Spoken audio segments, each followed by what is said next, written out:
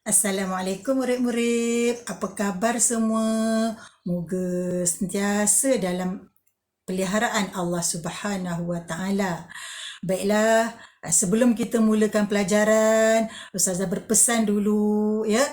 Bila dah start 2.30 kan kita belajar kan? Baca doa siap-siap, makan siap-siap, ambil wuduk siap-siap, selesaikan solat siap-siap. Jadi 2.30 dah nak mula belajar, dah tidak ada masalah. Baiklah, hari ni kita terus sambung pelajaran fiqh kita ya. Sepatutnya pelajaran ni minggu keempat, tapi raya Cina kan kita tak belajar, jadi Ustazah gabungkan pelajaran ini minggu keempat kita tak belajar, Ustazah gabungkan juga dengan minggu kelima ya. Okey. Baiklah, kita masih lagi dalam tajuk hadas. Ha, dal, sa, hadas. Ha, dal, sa, hadas. Kita masih lagi dalam tajuk hadas. Untuk hari ini kita belajar larangan semasa hadas kecil. Larangan tu maksud dia apa yang kita tidak boleh buat. Maknanya kalau kita buat juga kita berdosa. Kita tak naklah berdosa kan. Pahala kita nak kumpul pahala ya. Kita nak masuk dalam syurga. Jadi hati-hati ya. Larangan ni jangan buat. Larangan jangan buat, tinggalkan. Baiklah, kita tengok apa larangan pertama ya. Larangan pertama, bila kita berhadas kecil, kita tidak boleh solat fardu atau solat sunat. Tak boleh ya. Kalau kita buat juga, berdosa. Berdosa. Apa dia solat fardu? Solat zuhur, asar, maghrib, isyak, subuh. Itu namanya apa? Solat fardu. Solat sunat pun juga kita tak boleh buat bila kita tak ada wuduk. Berjenis-jenis solat sunat lah. Solat sunat sebelum sembahyang 5 waktu, solat sunat tahajud, solat sunat hajat, solat sunat duha, ya. Semua jenis-jenis solat sunat ni tidak boleh buat kalau kita tidak ada wuduk. Itu maksudnya kita berhadas kecil. Apa maksud berhadas kecil? Kita tidak ada wuduk. Seterusnya yang kedua, cuba tengok sujud tilawah. Apa dia sujud tilawah? Sujud tilawah ni kita buat apabila seseorang tu baca ayat Quran atau dia terdengar orang baca ayat Quran, dia ada surah-surah dia yang tertentu ya. Jadi sunat kita sujud. Jadi bila tidak ada wuduk, jangan buat sujud tilawah ni ya. Okey, seterusnya yang ketiga, membaca khutbah Jumaat. Bila ni? Bila orang sembahyang Jumaat lah ya. Sebelum nak sembahyang tu, dia baca khutbah dulu. Ketika ni lah, janganlah imam tu tak ada wuduk. Berdosa. Okey, jadi kena tahu ni, kena ingat dia. Sebab nanti dia kalau periksa tu ya, kena hafal ya. Okey, keempat, menanggung atau membaca Al-Quran. Menanggung tu apa maksudnya? Dia pegang dia pegang Quran tu, dia nak baca dia pegang. Pegang tu tak boleh sebab dia tidak ada wuduk. Jangan ya, jangan. Tapi kalau dia baca je, tak ada wuduk, tak apa ya. Yang ni maksudnya dia pegang Quran tu ya. Okey, seterusnya yang kelima, tawaf fardu atau tawaf sunat. Murid-murid tahu apa tu tawaf? Tahu? Ustazah dengar ada orang jawab. Ya, kalau atuk nek dia dah pergi haji, atuk nek dia, ayah dia akan cerita. Mereka tawaf ya. Tawaf tu kita pergi Mekah, ada warna hitam dia punya tempat tawaf tu ya. Dekat TV tu boleh tengok ya. Tawaf tu mengelilingi Kaabah ya, mengelilingi Kaabah. Jadi kalau kita mengelilingi Kaabah, tak ada wuduk, berdosa lah kita ya. Okey. Seterusnya sujud syukur. Sujud syukur. Bila kita nak sujud syukur ni? Contohlah, peperiksaan dapat 10A. Contohnya, peperiksaan dapat nombor 1. Seronoknya, ya seronok. Kenapa seronok? Ya Allah, tak pernah dapat nombor 1. Tiba-tiba dapat nombor 1 peperiksaan, jadi gembira. Gembiralah ni kita sujud syukur. Senang je sujud saja dia tidak ada baca apa-apa tu Jadi tak boleh tidak ada kalau tidak ada wuduk. Okey, seterusnya yang ketujuh, menyentuh Al-Quran. Jangan tak ada wuduk, jangan pergi pegang Al-Quran. Jangan. Maksudnya tak boleh sebab kita berhadas kecil, tak boleh. Al-Quran ni mulia Al-Quran ni mulia. Jadi 7 perkara yang dilarang ni kena ingat baca, hafal, kasih ingat. Dah ingat, tulislah sendiri sendiri tulis. Bila dah dapat tulis, maknanya murid-murid telah berjaya menguasai kemahiran apa dia isi pelajaran larangan semasa hadas kecil. Jadi kena baca lancar. Itu hafal dan lancar, kasih tulis. Okey. Mustahak ni kasih hafal Okey, tengok muka surat 5 pula. Muka surat 5 ni apa? Tajuk hadas besar. Berbeza hadas kecil. Macam mana nak kasih hilang hadas kecil? Memadai kita ambil wuduk.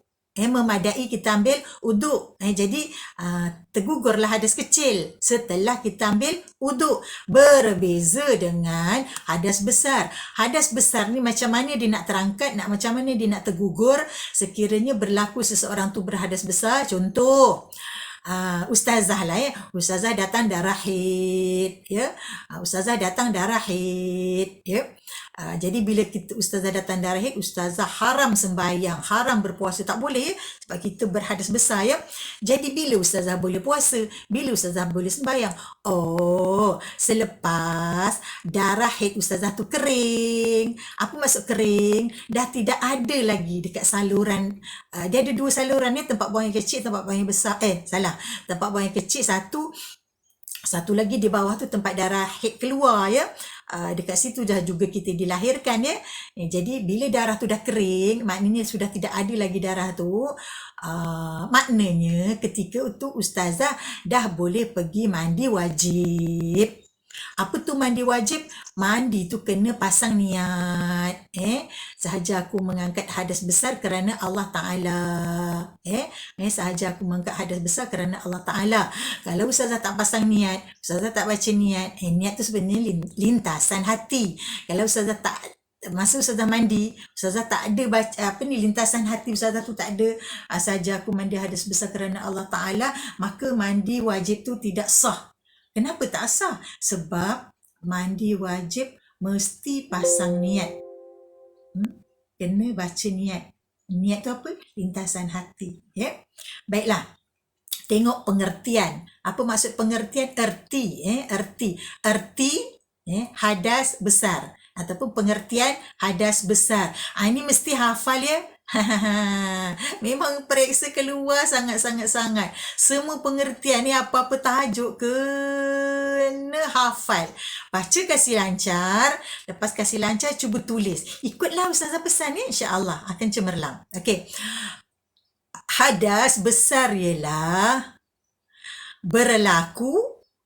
berlaku sesuatu yang mewajibkan mandi.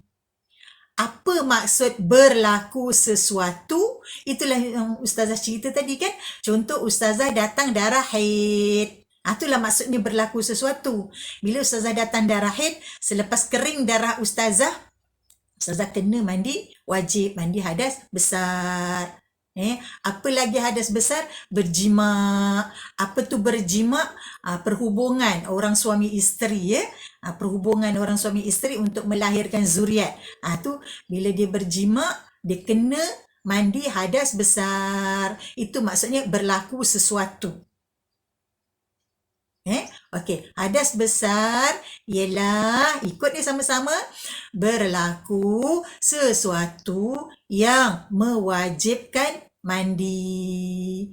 Tengok apa sebab-sebab hadas besar.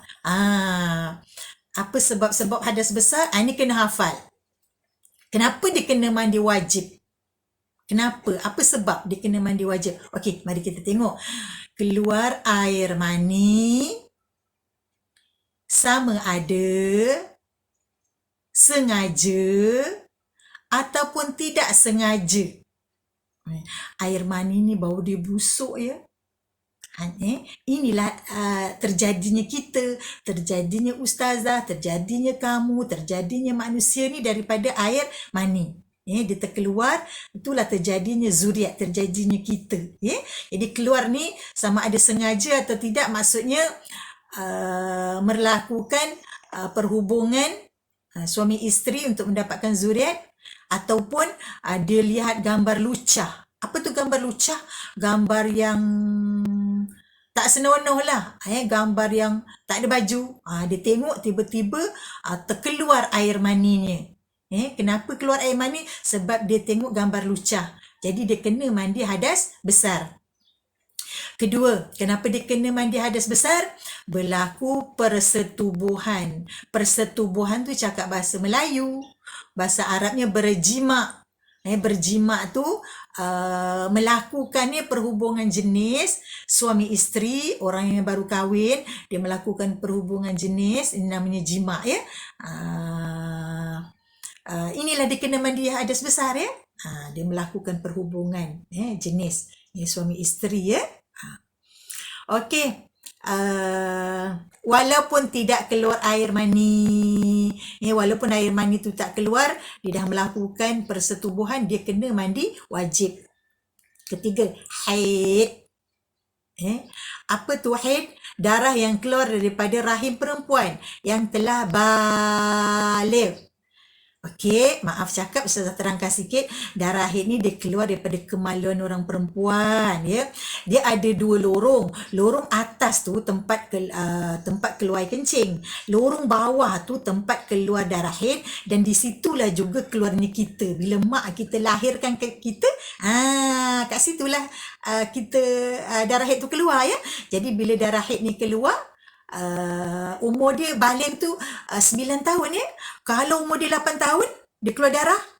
7 tahun dia keluar darah, itu bukannya darah haid ya. Sebab baligh tu maksudnya usia ketika 9 tahun. 9 tahun.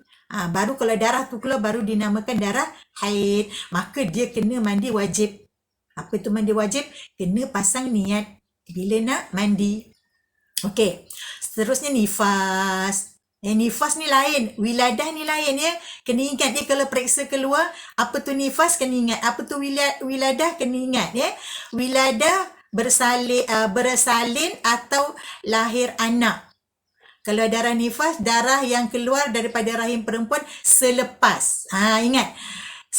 Darah nifas setelah kita keluar. Okey, mak lahirkan kita, dah keluar dah ke? Dah keluar kan? Dah keluar. Selepas kita keluar, kita dah menangis tu, darah yang keluar selepas tu namanya darah nifas. Namanya darah nifas. Berbeza dengan wiladah. Wiladah ni dia keluar sama-sama dengan kita. Bersalin atau melahirkan anak. Mak kita lahirkan kita. Kita lahir, ustazah lah senang Mak ustazah lahirkan ustazah, masa ustazah keluar, darah yang mengiringi ustazah tu, maksudnya ustazah keluar, darah tu keluar, namanya darah wiladah. Ustazah ulang balik semula. Ustazah keluar, mak ustazah lahirkan ustazah. Darah yang mengiringi masa mak ustazah lahirkan ustazah, ada darah yang keluar masa ustazah lahir, darah tu pun bersama dengan ustazah, itu namanya darah wiladah. Berbeza dengan ini. Nifas ni apa dia? Lepas ustazah lahir, lepas ustazah keluar. Ustazah dah keluar, ini barunya namanya darah nifas. Jadi kena mandi wajib. Dua-dua ni. Okey, seterusnya mati. Semua orang mati wajib mandi. Siapa yang mandikan dia? Orang yang hidup. Kecuali mati syahid. Sekarang dah tak ada ya. Dulu peperangan. Dulu ada peperangan bersama Nabi ya. Dulu mana ada upah orang pergi berperang ya. Itulah istilahnya mati syahid. Jadi orang ni tidak wajib mandi. Sebab apa? Besok di akhirat dia masa dibangkitkan dengan pakaian-pakaian dia yang berlumuran darah tu lah ya. Dibangun. Inilah keistimewaannya orang yang mati syahid. Jadi anak-anak yang disayangi Allah dari dunia sampai akhirat kena hafal ya pengertian hadas besar, kena hafal ya sebab-sebab hadas besar. Kena hafal ya. Ini minggu keempat ya. Kita cuti ni. Ustazah rekod awal-awal, Ustazah bagi awal-awal, jadi ada masa kena baca. Ya, okey. Seterusnya kita sambung ni minggu ke-5 pula. Ustazah lekatkan terus. Okey, tak boleh tangguh. Sebab nanti dia kita tercicir. Pelajaran tu yang tercicir, bukan kita tercicir Okey, sekarang anak-anak yang disayangi Allah dunia akhirat, tajuk kita larangan semasa hadas besar. Apa larangan? Apa yang tak boleh kita buat bila kita hadas besar? Berdosa ya. Jangan main-main ya. Ini larangan Allah, kena patuh, kena ikut. Apa dia larangan Allah? Semasa hadas besar. Okey, tengok. Hafal ni. Ikut sama-sama Ustazah baca. Larangan semasa hadas besar. Semasa berhadas besar, kita dilarang. Ya, ini maksudnya haram tu ya. Melakukan perkara-perkara berikut. Ni larangan, jangan buat ya. Tak boleh ya. Ni apa yang dilarang dia ni. Bila kita berhadas besar, kita datang darah haid, tidak boleh sembayang. Jadi bila boleh sembayang? Lepas darah tu bersih dan mandi wajib. Okey. Tawaf. Ni mengelilingi Kaabah. Bila kita berhadas besar, kita datang haid, kita tidak boleh melakukan tawaf, haram, berdosa. Tunggu darah tu kering, ya. Dah mandi wajib baru boleh buat tawaf. Okey. Tengok apa lagi yang haram, tak boleh buat bila hadas besar ya. Hadas besar, tadi ingatlah datang haid, berjunub, beranak. Itulah tu yang dikatakan hadas besar ya.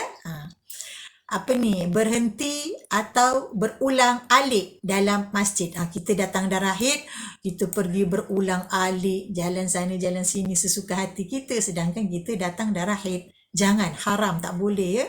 Okey. Seterusnya apa lagi haram? Membaca, menyentuh, membawa. Ni tak boleh semua ya. Baca Quran tak boleh. Sentuh Al-Quran tak boleh, bawa Quran pun tak boleh sebab kita berhadas besar Al-Quran tu mulia sebab itulah dia jadi tak boleh. Ikut saja, ini perintah Allah, jangan kita tanya-tanya lagi. Ini memang larangan dah, Allah kata larang, ikutlah. Ini syariat, perintah kena ikut, ni perintah Allah. Begitu. Okey, seterusnya bila kita berhadas besar, apa kita tak boleh buat? Tak boleh puasa. Ni lain sikit kita punya syarah ya. Kalau sembahyang, kalau kita datang darah haid, 5 hari Ustazah datang darah haid, 5 hari Ustazah tidak sembahyang. Ustazah tidak wajib qada. Berbeza dengan puasa. Ya. Puasa ni contoh bulan Ramadan. Ustazah uzur 7 hari. Ustazah tidak puasa. Ustazah tak boleh puasa, haram.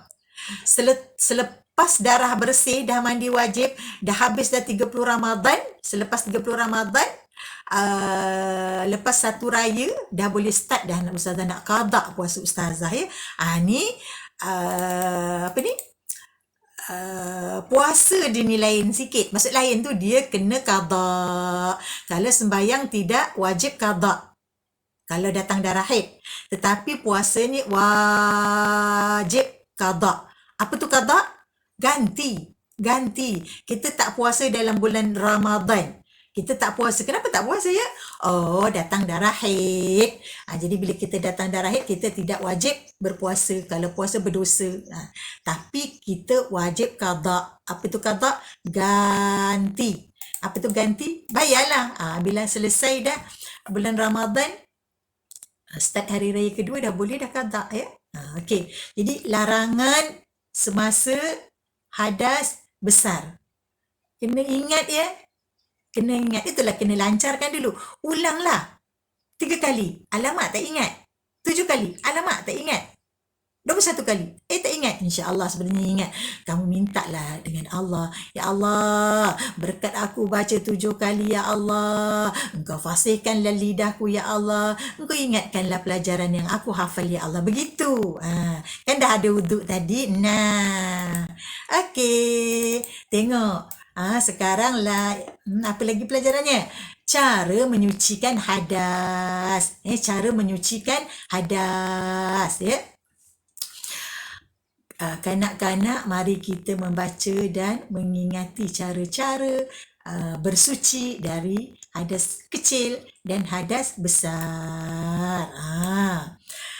Hadas ni kan sebenarnya daripada kecil sebenarnya mak kita dah ajar bahkan kita belum pergi sekolah ataupun kita tengok mak kita uduk, bapak kita ambil uduk. Nah, masa itulah pembelajaran berlaku ya. Pembelajaran berlaku melalui lihat ibu bapa, kakak, abang besar ambil wuduk. Tengok cara dia macam mana nak menghilangkan hadas kecil. Nak menghilangkan hadas kecil, ada hadas kecil. Ada. Kenapa ada hadas kecil? Oh, tadi terkentut. Oh, okey, terkentut. Okey. Jadi nak hilangkan hadas kecil macam mana? Pergilah ambil wuduk. Pergilah ambil wuduk. Cuba latih. Cuba biasakan diri anak-anak ada wuduk. Tengok Siti Mariam wali Allah. Dia sentiasa beribadat di mihrab dia. Apa tu mihrab? Mihrab adalah tempat dia beribadat, tempat dia duduk, bermunajat dengan Allah. Sentiasa beribadat, dia sembahyang, dia berdoa, dia sembahyang berdoa ya. Jadi ini bermakna apa? Dia sentiasa ada wuduk. Nah, jadi kenapa kita tak nak ikut Siti Mariam? Kenapa kita tak nak ikut Siti Mariam? Dia wali Allah. Allahu Akbar. Dia wali Allah. Jadi ikut. Kenapa ambil wuduk? Kita nak ikut macam mana Siti Mariam wali Allah. Kenapa Ustazah kata dia ada wuduk? Memang dia daripada kecil lagi dia memang dah beribadat. Dia duduk saja di mihrab dia. Cuma pada usia dia 9 tahun dia datang darah haid. Ketika tu dia terpaksa dia menangis. Kenapa dia menangis? Nah, tak ada pun orang jawab betul. Ustazah dengar ni daripada sini ni. Ustazah boleh dengar ni. Nah, kenapa dia menangis? Semua salah jawab. Dia menangis. Siti Mariam wali Allah menangis sebab dia tidak dapat beribadat kepada Allah Subhanahu Wa Taala. Kan dia duduk dalam mihrab tu sentiasa beribadat. Dikatakan dia tidak pernah makan siang hari. Apa maksud dia tak pernah makan siang hari? Dia berpuasa di siang hari, dia makan waktu malam. Begitu. Sebab itulah tak pelik kita dia jadi wali Allah. Jadi kita mari ikut. Ikut siapa?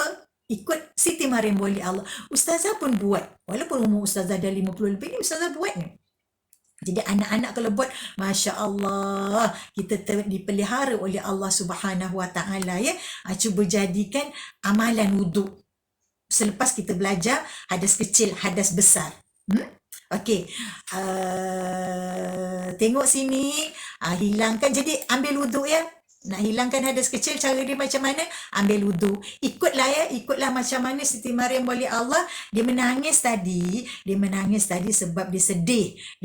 Dia tidak dapat beribadah kepada Allah. Masa dia datang darah haid, itulah dia menangis. Itu Ustazah kata kamu jawab salah. Dia menangis sebab dia sedih. Kenapa dia sedih? Dia tidak dapat beribadat kepada Allah Subhanahu Wa Taala. Boleh apa? Boleh tak jadi macam Siti Mariam? Masya Allah, Ustazah dengar. Ya, boleh insya Allah kalau kita mau. Kalau kita mau, kalau kamu mau, Allah bagilah. Doa dengan Allah. Ya Allah, aku nak jadi Siti Mariam yang sentiasa ada wuduk. Sebab tu Ustazah suka betul pesan. Ambil wuduk, ambil wuduk, ambil wuduk. Insya Allah, benda baik ya. Kenapa tak nak ikut? Baiklah anak-anak syurga, anak-anak yang disayangi Allah dari dunia dengan sehingga akhirat. Hadas besar pula ni berbeza ya, berbeza. Ustazah nak bagi tahu. Ada tu murid-murid kan kalau bila peperiksaan apa itu hadas besar. Dia kata buang air besar. Salah. Buang air besar tu termasuk kumpulan hadas kecil. Kenapa dia salah? Dia tidak dengar betul-betul masa guru ajar. Apa sebab dia salah? Sebab dia tidak dengar betul-betul masa guru ajar. Atau dia tidak ulang kaji. Sebelum peperiksaan dia terlupa. Ini tak boleh lupa. Beza ya hadas kecil buang air besar, buang air kecil. Bila berlaku ni kita kena ambil wuduk balik. Kalau kita ada wuduk, lepas tu buang air kecil, buang air besar, hilanglah wuduk kita. Jadi untuk angkat hadas kecil tu ambil wuduk. Berbeza dengan hadas besar. Hadas besar ni menyebab kamu kena mandi wajib nak terangkat. Macam mana nak hilang? Itulah tadi Ustazah kata hadas besar. Ustazah datang darah haid. Bila darah Ustazah dah kering, Ustazah kena mandi wajib. Mandi wajib tu maknanya kena pasang niat. Kena baca niat. Niat tu apa? Lintasan hati sebenarnya. Lintasan hati. Dalam hati saja aku mandi hadas besar kerana Allah Ta'ala. Niatlah tu. Jadi Ustazah nak berpesan dekat sini sebelum Ustazah berpesan, tengok sini dulu dihilangkan dengan mandi wajib atau tayamum. Jadi nak hilangkan hadas besar kena mandi wajib. Bila sebut mandi wajib, nak selamat. Apa maksud nak selamat? Supaya kita tidak terlupa atau kita bimbang berlaku sesuatu yang tak sepatutnya berlaku. Maksudnya begini, mandi wajib tu mesti pasang niat. Ustazah ulang. Mandi wajib tu mesti pasang niat. Niat tu apa? Lintasan hati. Jadi nak selamat Ustazah berpesan, bila anak-anak yang telah datang darah haid ni yang dah datang darah haid, bila nak mandi wajib, masuk tandas, Ustazah pesan dah nak mandi ni kan, bila air sampai ke badan, bila air jatuh ke badan, bila air sampai ke badan, bila air jatuh ke badan, Ustazah berpesan, tolonglah pasanglah terus niat dalam hati, sahaja aku mandi hadas besar kerana Allah Ta'ala. Dalam hati, terus kamu lintaskan dalam hati kamu. Kenapa Ustazah berpesan begitu? Sebab Ustazah bimbang. Bimbang apa? Kamu dah mandi, dah basuh sana, dah basuh sini. Kamu terlupa nak lafazkan niat. Sedangkan niat tu wajib. Jadi Ustazah berpesan betul-betul, Ustazah berpesan bersungguh-sungguh. Sebab itulah Ustazah kata belajar wajib, berdosa kita tak belajar. Inilah salah satu ni ilmu ni. Ilmu ni lah nak dengar daripada guru. Kena belajar, jumpa cikgu. Ustazah ulang balik, Ustazah nak pesan balik. Ustazah tak cerita pasal sunat Ustazah memang sunat ambil wuduk dulu, menghadap kiblat, baca bismillah. Ustazah tak cerita tu. Ustazah cerita ni sekarang, Ustazah khuatiri, Ustazah bimbang kamu lupa baca niat ketika kamu nak mandi wajib. Sedangkan niat adalah wajib. Tak baca niat, mandi kamu tidak sah. Jadi apa Ustazah ajar nak selamat? Nak selamat sampai je bila air, kamu dah tahu kan kamu nak mandi wajib kan, darah kamu dah kering kan? Ya dah kering nak mandi kan? Okey, ambil hos, jatuhlah air tu kat badan-badan mana? Kat tempat buang air besar ke, kat tempat buang air kecil ke, kat ketiak ke, kat bahu ke, kat pusat ke, tak kira lah mana-mana saja. Jatuh jair, sampai jair, apa Ustazah pesan? Terus pasang niat. Apa tu niat? Lintasan hati. Sahaja aku mandi hadas besar kerana Allah Ta'ala. Kenapa Ustazah ajar begitu? Bimbang. Selesai mandi wajib, kita tak pasang niat. Baiklah, tolong ingatkan betul-betul ya, dengarkan betul-betul ya, dengarkan betul-betul pelajaran ya. Okey, yang ni kita tangguh dulu yang tayamum ni. Jadi yang baik datang dari Allah, yang silap Ustazah minta ampun dan maaf. Hafalkan pelajaran, baca balik-balik ya, insya-Allah. Yang baik datang daripada Allah, yang silap Ustazah minta ampun dan maaf. Sekian, wabillahi taufiq wal hidayah. Assalamualaikum warahmatullahi taala wabarakatuh. Allahu akbar. Sayang murid-murid ya. Dengar betul-betul ya. Dengar betul-betul ya. Tugasan kena hantar lah ya. Tugasan kena hantar ya. Okey.